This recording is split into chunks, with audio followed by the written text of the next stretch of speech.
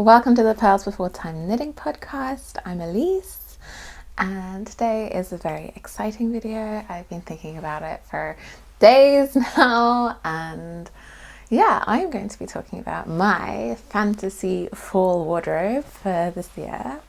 The reason I've called it fantasy is because it's far too ambitious to me to actually make everything on this list. But you know, if I had the time and the time mainly, then this is what I would really like to be wearing this fall. So yeah, that's what I'm going to be talking about. But first I'm just going to have a little catch up. So what I'm wearing is a new finished project. I finished it about a week ago. It is a cardigan that is going to be released in September by Lerke from Fibres. I've been working on it for 2 months. It was, I made the deadline, but it was a lot of work. The main reason that it slowed down a bit was because I thought I could take this on holiday to the Mediterranean, where it was like 35 plus degrees, and this is like, very warm Danish wool. And I didn't really feel like knitting this on a beach in 38 degrees, so it had a bit of a break there. But anyway, I did finish it. It is the name we've been referring to it during the test knit is the Gotland brioche cardigan. I'm unsure whether that's going to be the final name or if it's going to have a new name. But anyway, it is this beautiful all over brioche cardigan with a really interesting construction. I'm not going to tell you too much about it because it's a bit of a sort of, not trade secret, but we've been told to keep it a little bit on the down low. But it was not a challenge. I guess maybe in some ways it was a challenge. It was very new and I definitely made mistakes and had to fix things. But yeah, it was so much fun, and yeah, I highly recommend. This is a very cozy autumn cardigan. I'm so excited to be wearing this now, and I'm going to definitely get a lot of use of it the next few months and years, obviously. And I found these really beautiful wooden buttons to go with it. So yeah, I wore it for the first time out yesterday. I went mushrooming in the forest, which is the first time I've been mushrooming this year, so it's definitely a sort of feels like the seasons are changing kind of time. So I got lots of different mushrooms. I am very lucky that I live in Norway, and the mushrooms here, I only pick mushrooms that are very sort of, I'm 100% sure that they're safe, because I know sometimes in some places you get mushrooms that are safe and then the ones that aren't safe, and then they look very similar, whereas where I live, that's not really too much of an issue. So I only have 3 types that I'm 100% confident in, and I only pick those. So yeah, I think mushrooming is super fun. Just, an abundance of caution is always nice.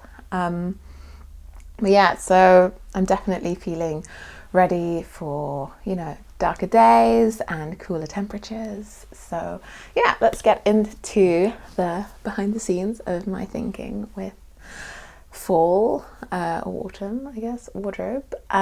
So my thoughts with this is I really wanted to have things that I wear often, and it's all very well having like cute cozy things that I wear at home, but I mean, I spend most of my time and days at work, and my office is temperature controlled, so I can't just if wearing this at work. I have done it once, but I have to take it off as soon as I get in. It's too hot.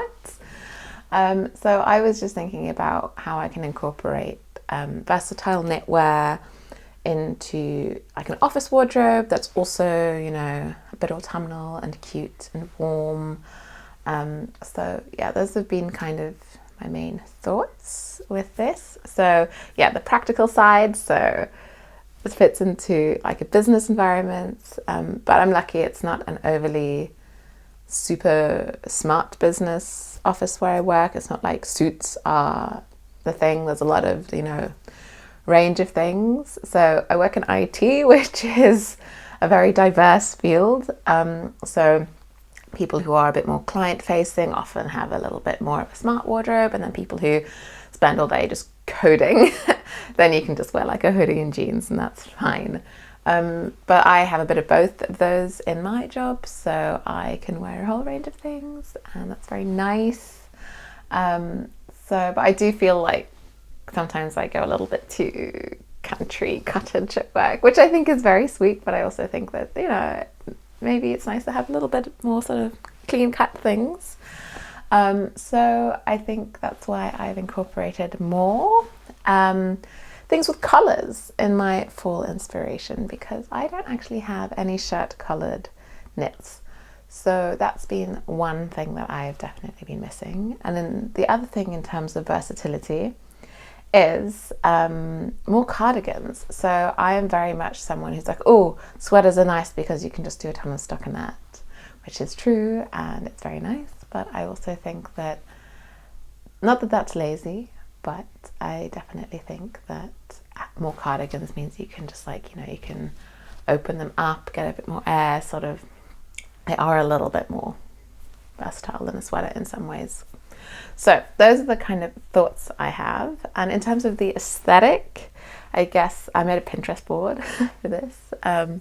So I have like the work pieces, which are a little bit more preppy, a little bit more like, I guess dark academia is part of the inspiration, because obviously autumn is the very much like back to school season. And then the sort of at home side of me is very like, oh, things that I want things that are soft and cozy and like that kind of thing. But there's a lot of overlap with those two. So yeah, I'll get into the palette. So the palette that I've definitely like warmed to and I'm very fond of recently, that I think it's a nice palette.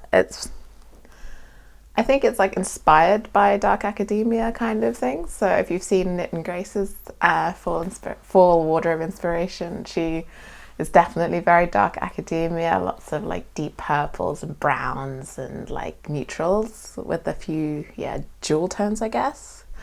So mine is like that, but a little bit with a few like lighter, brighter elements in there. So the sort of foundation of it is warm brown. So that's anything from like a sort of pumpkin-y brown to a little bit like more sort of tree-ish, foresty brown.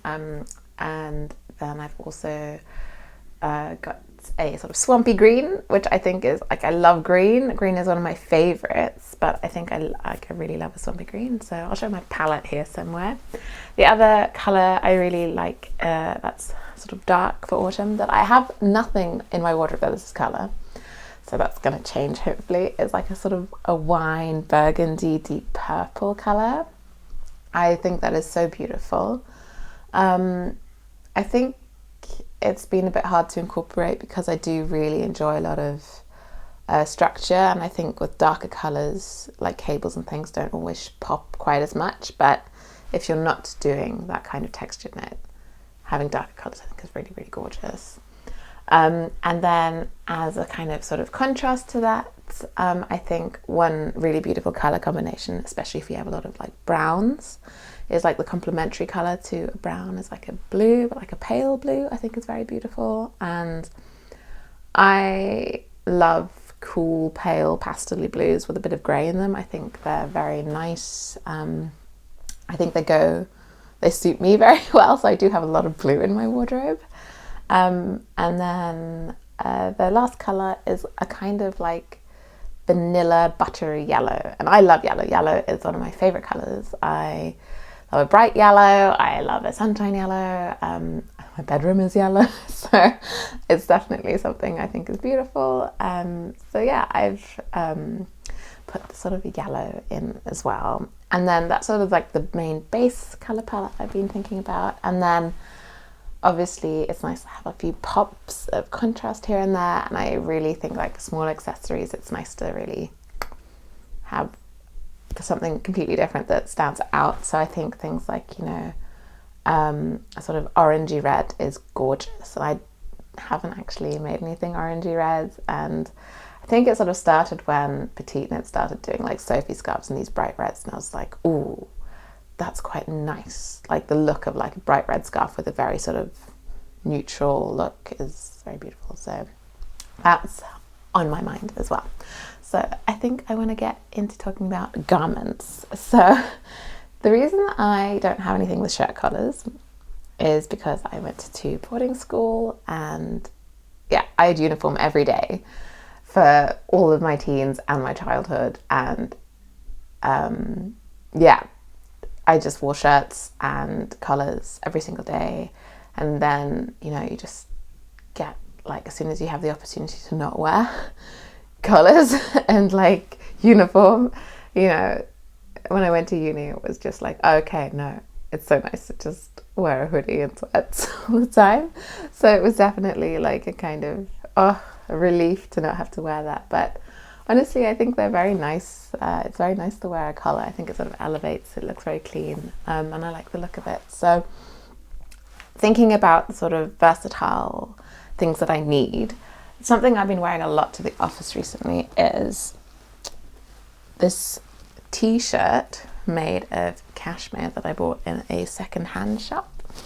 It is by the White Company, and I think I got it for like £10 when I lived in the UK, and I love it. It's super soft, and this is something that's really nice because you can layer it, and if you're too hot you can just put something over it. And I've never been too cold.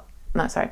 If you get too cold, you can put something over it, and I've never been like too hot in this. So this is a really nice base piece to have at work, especially in cooler months. So I was definitely like taken with that, and so therefore I have put some sort of a few t-shirts with shirt colours as base layers for my fall wardrobe. So the first one is the Maren tee by Moreca Knits, which is a super beautiful, I think she's made hers in mohair, top, and it's just a really nice sort of, I think it's a double layer shirt collar and then a t-shirt made, and I think that would be really, really nice for work, and then you can put a cardigan over it. I think it's just super cute. So that was my thought for that. And then slightly less collared but still like with buttons down the front is the Roadtripper tee by Ozetta.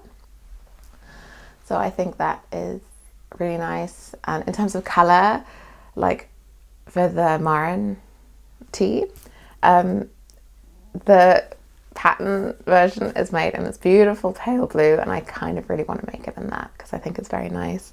The only thing that's sort of making me hesitate about that is because I've already started, and I'm nearly done, with a ranunculus in exactly that colour, and this is also going to contribute to my sort of warm base layer sort of wardrobe section, and like I love this colour so much, so maybe I'll make the Maren tee in one of my other colours in my palette. So we'll see. I haven't quite decided, but I really love that pattern, and for some reason everything that Moreca Knits has designed, I just felt very inspired by for this sort of fall knits section. So I mean, I would probably, and she has a really nice palette as well, so it's been very sort of, yeah, one designer inspired, but I have a lot of other things by other designers as well.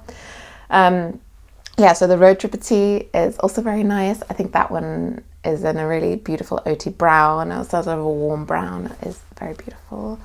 That can go with a lot of things. It looks super cozy, and I like that a lot.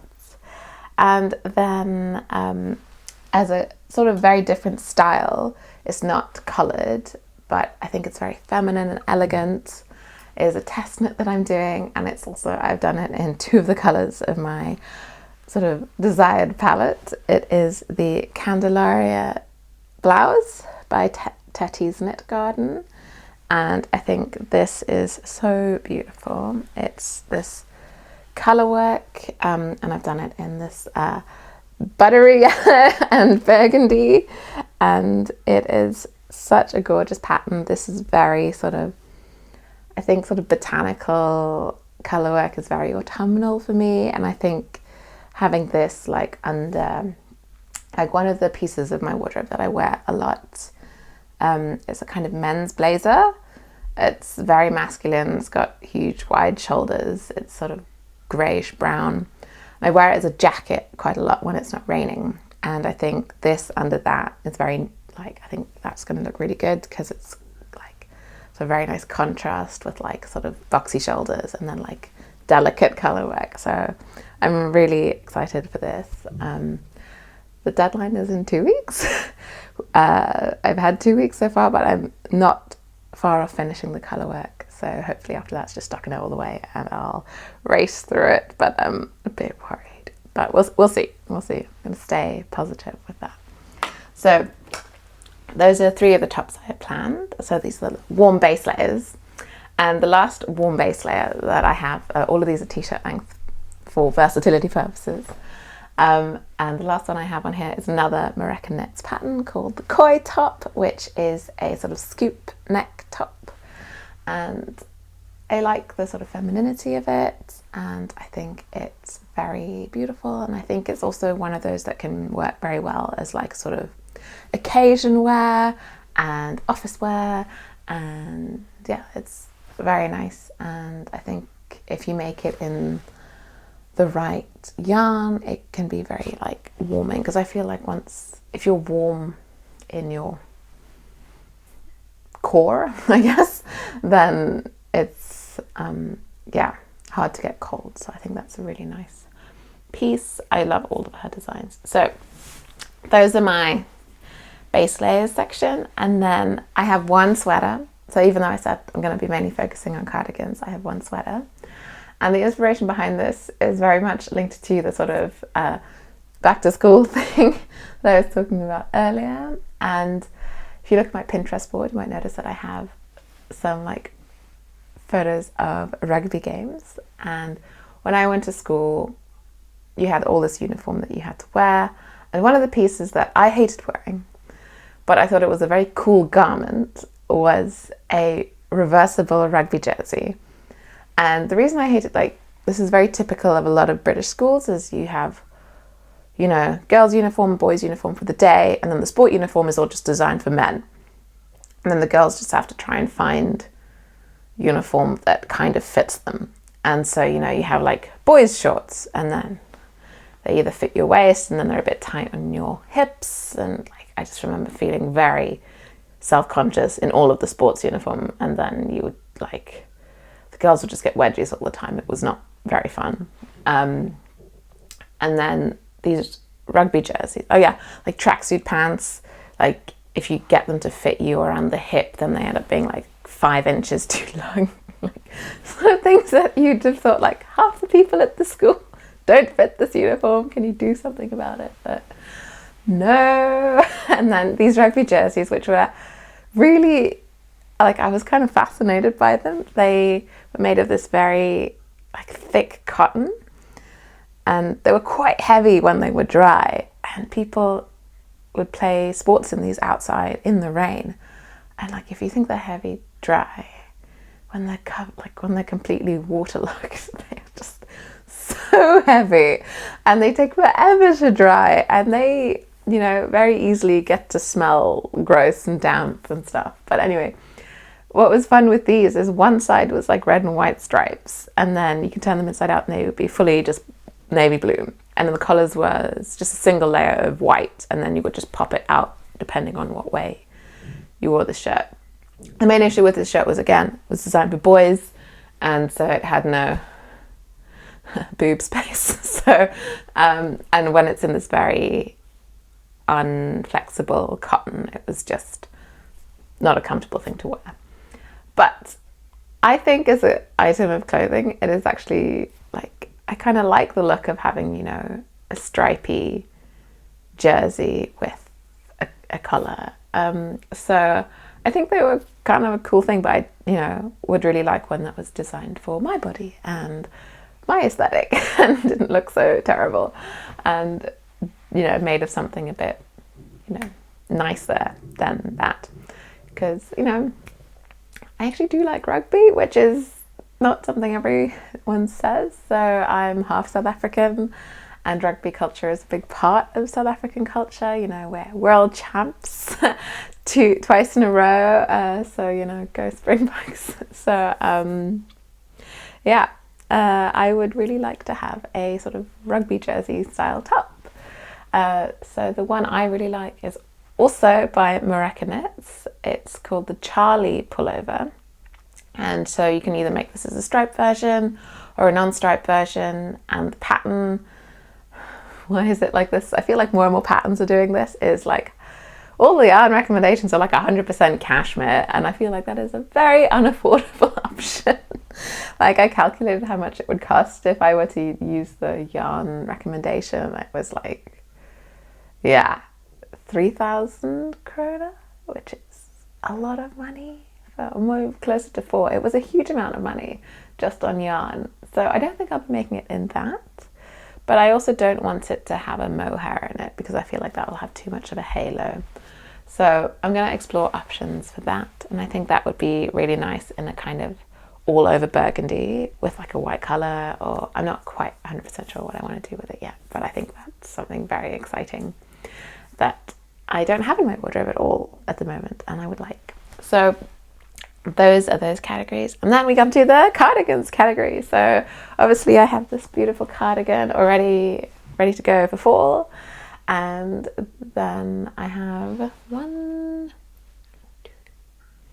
I have 3 cardigans and a vest in this category because I feel like a vest is also a bit versatile. So cardigan number 1 is the book club cardigan, which is not a big surprise to anyone because it is gorgeous and I can see why it is so popular. I have ordered yarn for this and it is in this beautiful, beautiful pumpkin orange by Wool and Twine Fibre Studio. She released an August collection and I wasn't going to get anything from it. And then I was planning this and I was like, oh, I just want to see if she has anything in stock in the right kind of colour, because she does plant dyed fibres and they are like, I really love sort of slightly more rustic sticky yarn, especially for cables. I think they just look so beautiful and I've bought yarn from her before and I really love it. So yeah, I was just exploring her shop and often she sells out very quickly, particularly of like DK weights in like beautiful colours, and she had some pumpkin DK in stock, and this is like, you know, a week or 2 after she had her shop opening. I was like, this is a sign I must indulge. So I'm going to be hopefully casting on a pumpkin orange book club cardigan. We'll see if it's ready for like pumpkin season, like Halloween. We'll see. I don't think it's going to be ready for that, but oh, I'm so excited about this. I think it's going to be so gorgeous. It's DK weights that I've got, so I might need to have a accompanying lace weight with it, and that's still something I'm deciding on, so that's so exciting. Right, cardigan number 2 is a Cocoon by Anna Ventzel. So this week I was just very spontaneous after work one day and I was like, oh, let's just go and jump in the sea. So we did that. And I was wearing I just wore a dressing gown in the car, and then we, you know, ran to the beach and then threw off the dressing gown and ran in the sea and ran out, and then I had the dressing gown back on. So I think having like a long cardigan is something I don't have in my wardrobe at all. And this Cocoon by Anna Ventzel is like textured and gorgeous, and it's the perfect wrap around yourself after a cool swim cardigan. So that is one on my list. In terms of colour, I'm a bit torn. I think a sort of neutral would be very nice, like a neutral brown would be very sweet, like a sort of nice warm brown. But then I'm like, is that too boring? And then yeah, I think maybe a buttery yellow would be nice as well. So I'm toying between those 2 at the moment. So that is where my thoughts are on that. So yeah, that is the Cocoon. It's got a really like beautiful, like not, some of it's kind of a bit lacy, some of it's just like beautiful texture. The whole thing is wonderful. So I also feel like with that cardigan you could just make a little knitted belt to go with it and wrap it around as a tie as well, because it's that kind of shape. So we'll see what I do with that. If I get around to it, we'll see. Yeah, and then the next cardigan I have is another Moreca pattern. She is just killing it in my little world at the moment. And that is the Manon cardigan. So this is not a very sort of hot, warm cardigan. It is a very elegant t-shirt cardigan. And I think this could go very well with a lot of the sort of base layers, sort of t-shirt warm base layers that I mentioned earlier. It has this super beautiful collar neckline thing, and it's got all over texture, and it's made in a cotton blend. So I think using something like knitting for olive cotton merino would be really nice for this, because then you get the warmth of the merino and then also the kind of drape from the cotton, which is really nice. So like I could extend it to make it a long sleeve one, but I think it looks really nice as a short sleeve. So that is something I just think is really cute. It's very preppy, especially like I can imagine if you just like have like it wrapped around your shoulders or something. I think it's very cute. So that's my other cardigan. And then finally is the vest, and the vest I have on my list is one that I've actually got as a whip, and it is in the swampy green brown mix that I really like, and that is the Monaco vest by Annette Danielsen. I have not had much progress on this since I showed it on here last, which was a few weeks ago, because I've been so busy test knitting things. But hopefully I'll get this done at some point during the fall. And what's nice about this is it's two yarns held together that are both on my palette, but then together they create a kind of blend. And what's nice is depending on what light you have, you see one of them more than the other. So when it's a bit darker, the green really comes through, and in the light, the brown really shines like a bit coppery. So it's a 100% linen, which is not very autumny, but I think it is a very nice yarn. It has a lot of drape, and this is in the color Camel, and it's held together with this beautiful dark olive green. So yeah, it's basically like yummy for fall. So I'm so excited with this. So yeah, together they make this kind of swampy browny green color that I'm not gonna hold it too much because there's a lot of things going on and I don't want to drop anything. But yeah, this is a very beautiful vest, and I think wearing this over a white shirt or something like that it's gonna look so beautiful. And yeah, it's versatile and layerable, and I could take it to work as well. So yeah, this is gonna be very nice. So those are all my sort of button-up things. And then I have shawls and accessories. So shawls I think are a wonderful thing. I've just been getting into them recently, and I've made one this year. I have another one on my needles, but that one's not really, doesn't match my fall aesthetic at the moment. It's very bright and colourful. But the shawl I've been wanting to make all year, that was on my start of year plan, I think, as well, is the Iney shawl. And oh my goodness, I've forgotten the name of the designer. I'll write it somewhere. It is a wonderful, wonderful colourwork shawl, and it has 3 colours, and it's knit, I think it's knit in the round and then steeked, I think, if memory serves correctly. And yeah, I've got yarn for this. I've got really beautiful brown with a kind of neutral straw colour, and then a sort of terracotta as well. So I think, oh no, is it brown? No, it's not brown.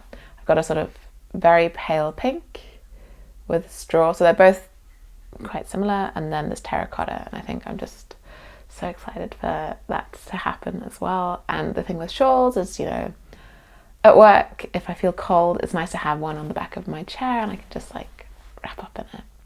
So I do use shawls. My few shawls that I have, I use them quite a lot as scarves as well. So yes, very excited about that.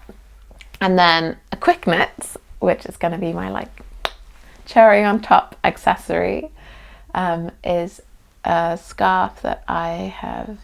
Yeah, I don't think it'll take very long to make, but I think it's a really, really beautiful pattern. It's one of these sort of tiny scarves, and that is the Telma scarf by Gregoria fibres. It is just, I think it's a very simple design. There's no cables, it's just a few eyelets in it, and it's the kind of project that's very nice if you have like some very special yarn and you don't have a ton of it and you just want to make a little thing that will just add a very beautiful finishing touch to everything. So yeah, that is the Telma scarf. I do love small scarves. One of my most worn small scarves is my own design, but I use it all the time. It's this Gael scarf, which is all over cables. This one's made in cashmere, but I didn't have to buy very much for this, unlike if I had to buy enough for a sweater quantity. But yeah, it is super cozy. It's got I-cord edges. It's really neat. You could wear it like as a little bandana if you wanted to. I've done that before. But yeah, I think it's super elegant and soft and lovely. So I think small scarves are just a really nice way to add a little bit of extra style to an outfit. So yeah, I think that is everything on my fantasy fall wardrobe.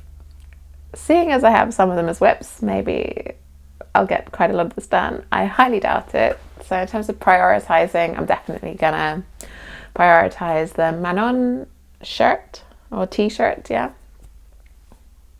Sorry, the Maren t-shirt, that's the Manon was the cardigan. The Maren t-shirt, also with the colour, that's high on the list. And then the book club cardigan, those are going to be priorities. And then obviously the ones I've got are my needles.